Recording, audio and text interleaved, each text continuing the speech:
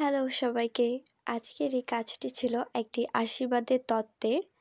একটি সনাতন ধর্মের আশীর্বাদে যেরকমভাবে সবকিছু হয়ে থাকে রিচুয়ালস, সেরকম করে একটি থিমে একটা আশীর্বাদের তত্ত্ব ছিল।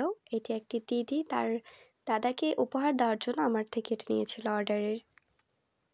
এই তত্ত্বটি পুরাটি হচ্ছে কার্ডবোর্ড, ক্লে, কালার এসব দিয়ে তৈরি। আমি চেষ্টা করেছি যতটুকু রিয়েলিস্টিক করা যায়, বাস্তবে আশীর্বাদে যে জিনিসগুলো থাকে, যেভাবে থাকে সেগুলো করার চেষ্টা করেছি।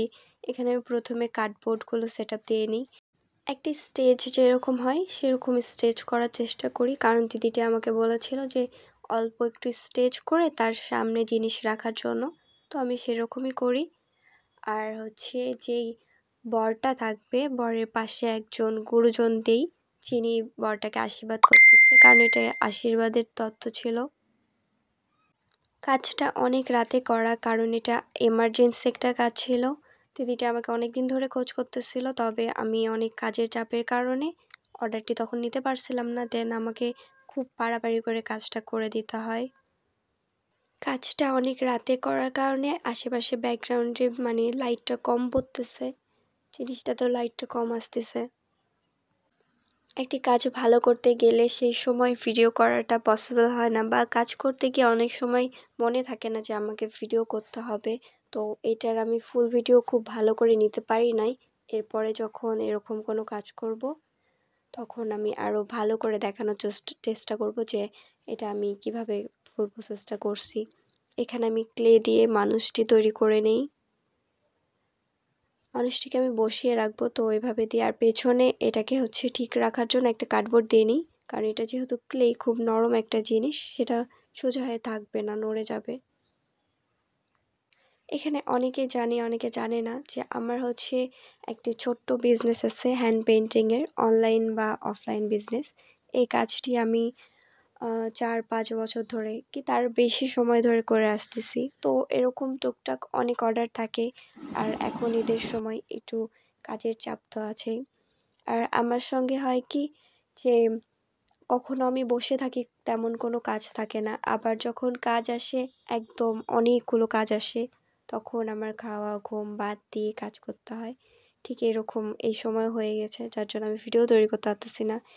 আর অনেক কাজের চাপ হওয়ার কারণে কিছু কিছু জিনিস তো ভিডিও ছাড়াই করে দিয়ে দিতে হচ্ছে, ডেলিভারি দিয়ে দিতে হচ্ছে।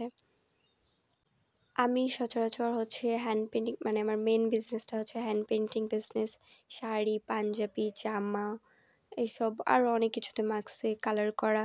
দেন জুয়েলারি তৈরি করি, তারপরে ঘরে সাজানোর জিনিস তৈরি করি, এরকম টুকটাক জিনিসপত্র তৈরি করে থাকি, যখন যেটা যে চাই সেরকমভাবেই দিয়ে থাকি।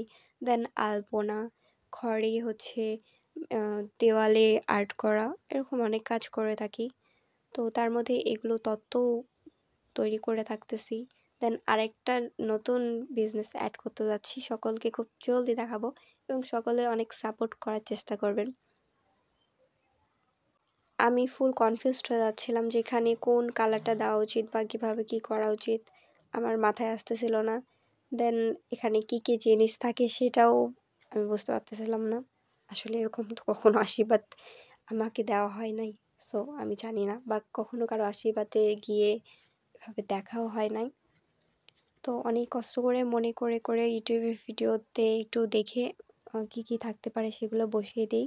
ওখানে আমি ফার্স্টে ইয়েলো কালার দিয়েছিলাম, তবে সেটা খুব একটা ভালো লাগতেছিল না। দেন আমি ইয়েলোটা সরাই নিয়ে সাদাটা দিই, আর এরপরে এই ফুল আইটেমগুলোকে কালার করে আঠা দিয়ে বসিয়ে নিই, যেখানে যেটা দিলে ভালো লাগবে।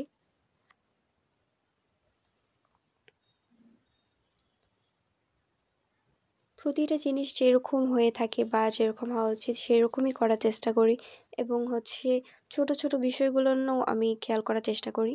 এখানে প্রথমে ওটা বসিয়ে দিয়েছিলাম, তারপরে মনে হলো যে আমাদের বাঙালি সনাতন ধর্মে হচ্ছে যে কোনো শুভ কাজে আলপনা দেওয়া হয়। তো আমি ঘরটাকে তুলে নিয়ে এখানে রং দিয়ে আলপনা দিই, আর আলপনা দেওয়া শেষ হয়ে গেলে আমি ঘরটাকে ওখানে আবার বসিয়ে দেব। আর এরপরে মানুষ দুটিকে কালার করব। মানুষ দুটির হচ্ছে বডির যেই শেপগুলো হয়ে থাকে, বা চোখ মুখ সব কিছু দেওয়ার চেষ্টা করি। এটা যেহেতু তত্ত্ব সেহেতু রিয়েল ফেসটা আনা সম্ভব না, কারণ জিনিসটা খুবই ছোট ছিল। তো কার্টুনের যেরকম হয়ে থাকে সেরকমই করে দেই। Then final. সকলে জানাবেন কেমন হয়েছে তত্ত্বটি।